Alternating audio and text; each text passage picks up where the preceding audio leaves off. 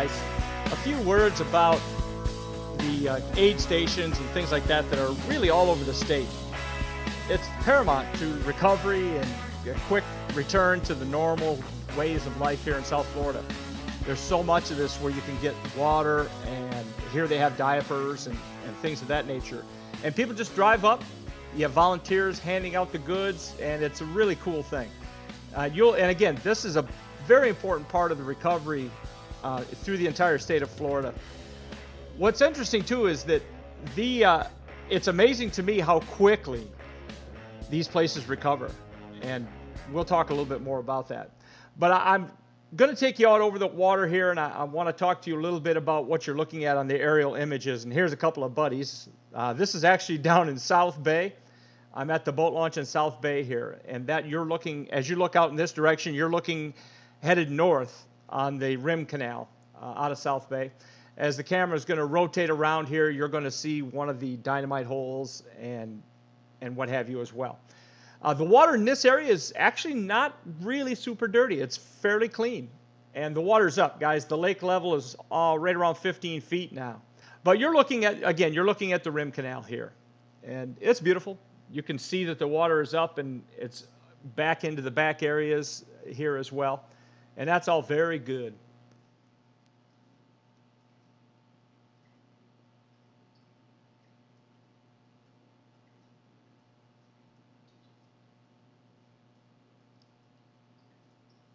Now this area is straight ahead as well. You're looking at the cut across that goes back into the hayfields area, and in the South Bay. Boy Scout cut is behind us actually at this point. But I want to put the voice on this so that you kind of have an idea or get the bearings on where we're actually at.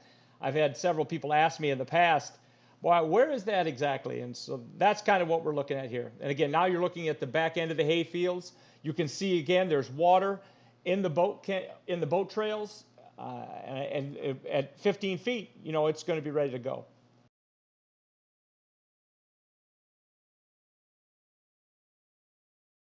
Now we're back in Clewiston. This is actually at Angler's Marine. You can see that the docks have been beat up here pretty good. All the aluminum's missing off the top. Of course, we're looking at this after they've already started to repair it. Actually, this first set of docks was pushed all the way into the other set that you see there, and their poles are bent and what have you. But again, it's amazing to me how fast Floridians recover from these storms.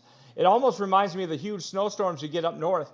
You know, it just seems like the very next day, the snow is piled up, the snow is shoveled, it's moved, it's dispersed, and people are back to their lives. And it's kind of, everybody cleans up their yards, they pile the sticks by the side of the road, and off they go. And of course, this is for areas that were not seriously hit. You can see a lot of shingles missing on the rooftops here. But truthfully, we were incredibly blessed. We did not get nailed at all as much as other areas. And I want people to understand that this is an area, I'm showing this because I want everybody to see that Okeechobee's okay, it's just fine. Roland Martin Marina is pretty well going to be open for business here, and the fishing's going to be good. You can see the water back in Coot Bay straight out in front of us here. The water is deep again, guys. It's 15 feet. These fish are going to start moving in and getting on beds. Now you're going to notice a couple things, and this is important. The water clarity is not great in this particular area, and in fact, you're going to see some areas here where it's actually, there's a bit of a scum on top of the water. And I don't know if that's a byproduct of the wind that blew for 100 plus miles an hour for several hours or what. But it's definitely, there's definitely a bit of a, you can almost see it on the water here. There's definitely some areas, almost looks like algae or a pollen in certain areas that's kind of pushed into.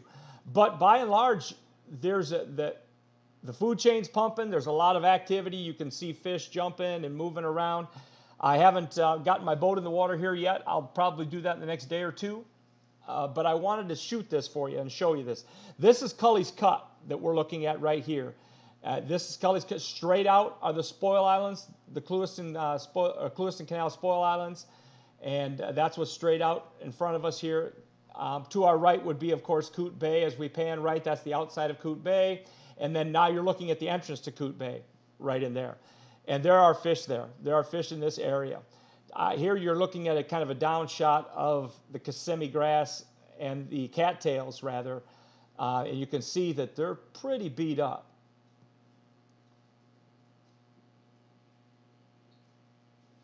But there's a lot of water here. It's nothing like what we had, of course, when the lake was at 10 feet, not that very long ago. All right, this right here you're looking at West Wall. This is the what I call the West Wall cut across. That's the cut across that goes from the Clewiston Canal. That little triangle that is now right there in frame is always a really good place to fish. And that, of course, trails off up towards the Spoil Islands. Now you are actually looking at the outside of East or West Wall.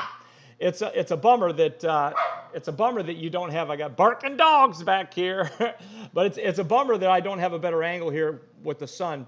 But you can see kind of the scum that's on the water that I'm talking about here. That's what you're looking at here. The water is not super clear, but I'm sure that it won't take very long. And you know the fish are going to move into these areas one way or the other, and they're going to chase the food. Here's a straight down look at it now. Again, I got that sun right in our face here, so it does diminish our ability to see a little bit. And we're at about almost 250 feet here, so I'm up pretty high. These are not sparse grasses by any means. I just want to make sure you have that perspective that we're up pretty high here. And now we're looking straight back from whence we came. That's Cully's cut straight ahead.